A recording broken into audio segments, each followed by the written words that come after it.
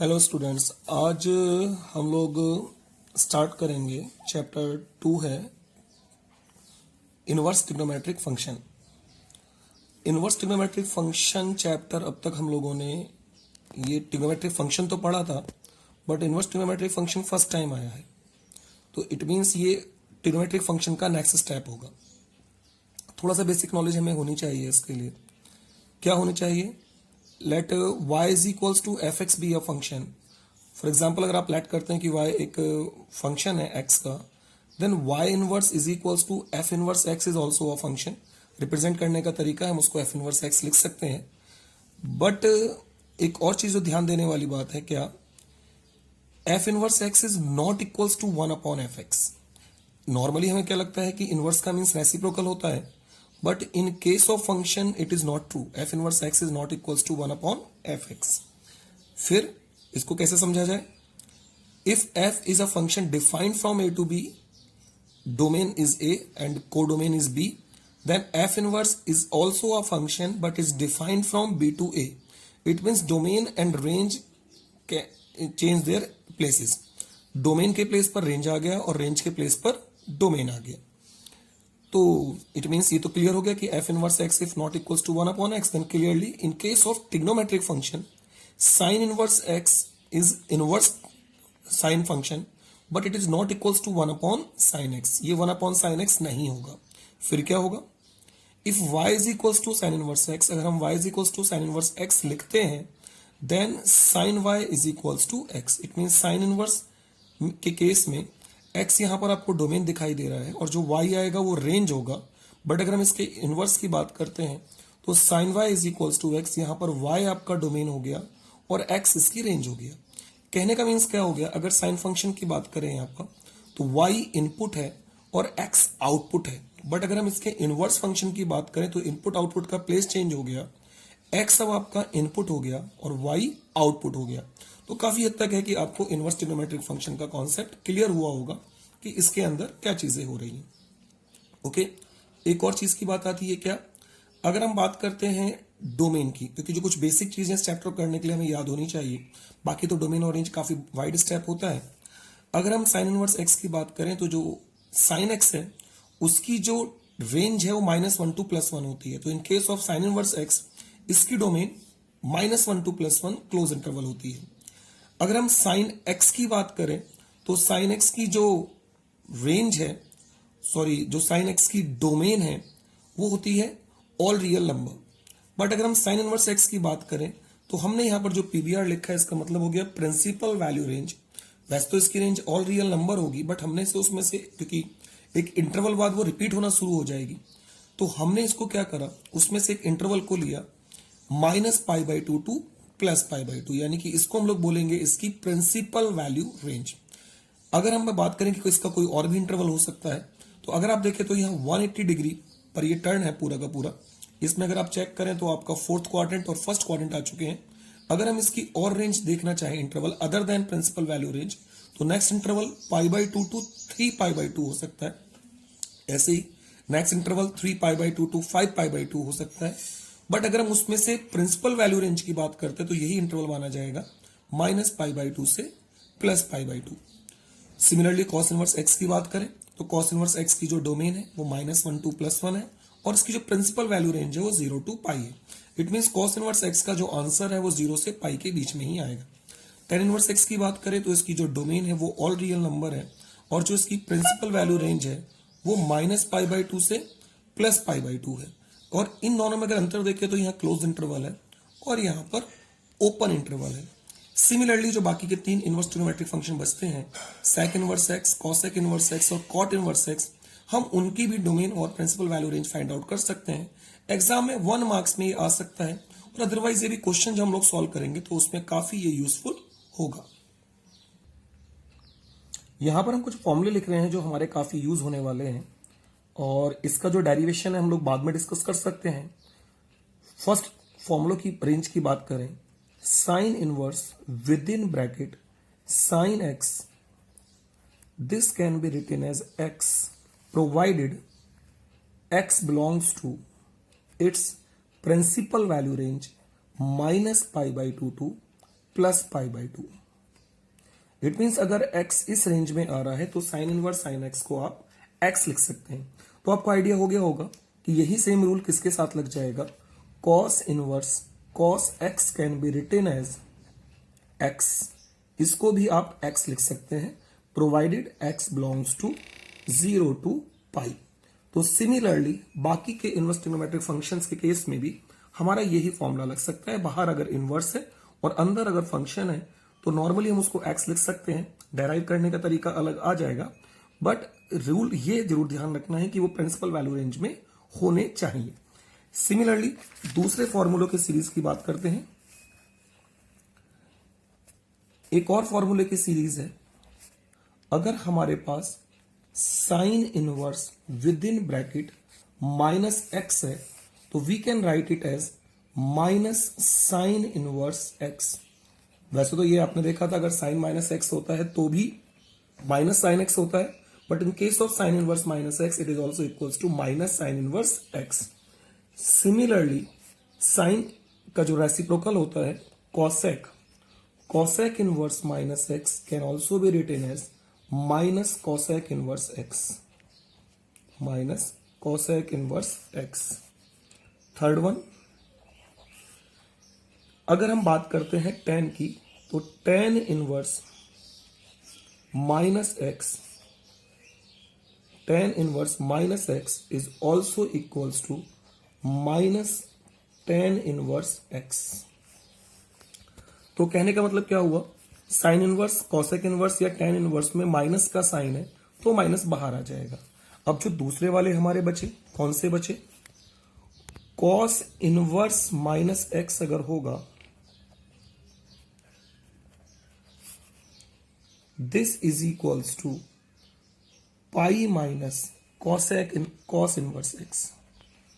ये pi minus cos inverse x होगा। Similarly अगर हम बात करते हैं सेक इनवर्स माइनस एक्स की, this is also equals to pi minus sec inverse x. और सेम अगर हम बात करते हैं कॉट इनवर्स माइनस एक्स की, this is also equals to pi minus cot inverse x. Actual में इन सबके फॉर्मूलाज का डेरिवेशंस है, बट हम टाइम टू टाइम इसका डेरिवेशंस करेंगे। अभी हम इस फॉर्मूला को इजीली करेंगे तो एक्सरसाइज करने में हम लोगों को आसानी होगी। एग्जाम में 1 मार्क्स का ही नॉर्मली क्वेश्चन आता है। एक और फॉर्मूले की सीरीज की बात कर लेते हैं और फिर हमारे पास एक एक्सरसाइज करने का मौका मिलेगा। फॉर्मूला क्या है, अगर हम बात करते हैं सेक इनवर्स एक्स की, sec inverse x is written as cos inverse 1 upon x. इसको हम ऐसे लिख सकते हैं, sec inverse x is equals to cos inverse 1 upon x. Similarly बात करते हैं कॉसेक की, cosec inverse x can be written as sine inverse 1 upon x. और third one, cot inverse x is equals to tan inverse 1 upon x. But जो ये third वाली condition है, it is only valid when your x is greater than 0। अगर x greater than 0 है तो ही ये formula valid होगा, अदरवाइज ये फॉर्मूला वैलिड नहीं होगा। इसके पीछे रीजन क्या है, ऑब्वियस सी बात आप देख रहे हैं tan inverse minus x minus tan inverse x है और cot inverse minus x pi minus cot inverse x है। तो नेगेटिव वाले केस में फिर ये फॉर्मूला वैलिड नहीं होगा। तो formula is valid only when your x is positive. तो जितना मैंने अभी फॉर्मूलों की हेल्प से आपको बताया, कुछ मैं क्वेश्चंस करके दिखाता हूं जो आपके लिए काफी यूजफुल होंगे और हम लोग इसे अभी देखते हैं। मान लीजिएगा, और ये आपके एक्सरसाइज में भी काम आएंगे, 1 मार्क का क्वेश्चन होंगे। मान लीजिए हमने लिया sign inverse with in bracket 1 upon 2 और क्वेश्चन में आएगा फाइंड इट्स वैल्यू। हमें इसकी वैल्यू फाइंड आउट करनी है, 1 मार्क का क्वेश्चन होगा। अभी आप देखेंगे कैसे करने में इंटरेस्ट आएगा।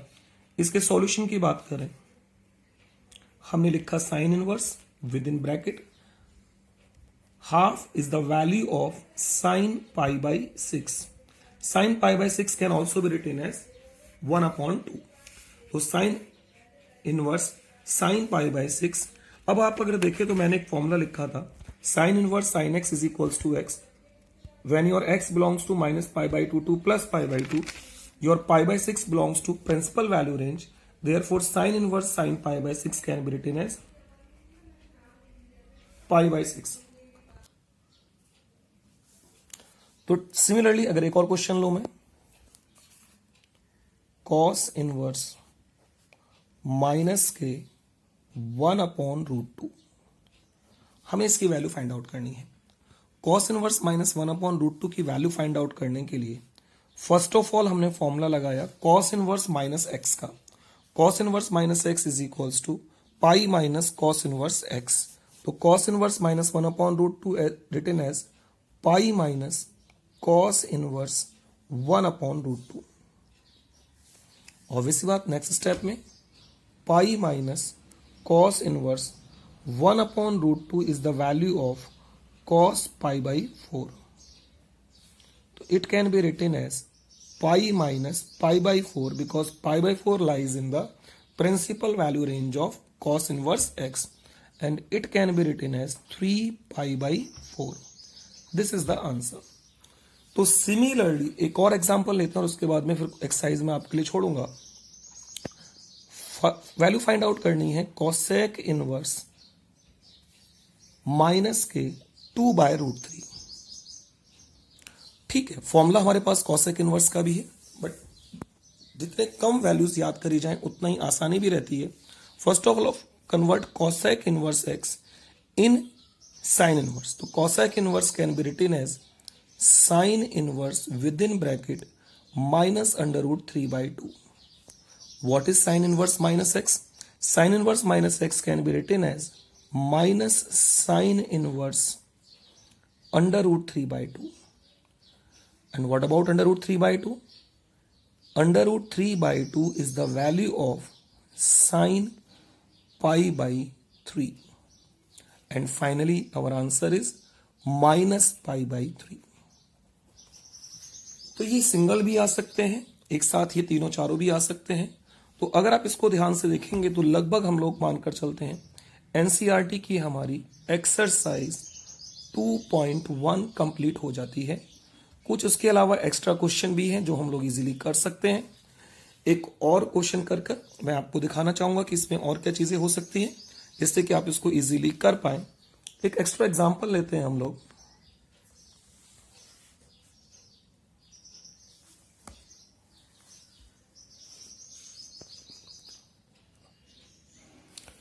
ओके, और कुछ एक्स्ट्रा क्वेश्चंस ले रहे हैं, एक या दो, फिर उस पर बेस मैं आपको होमवर्क दूंगा।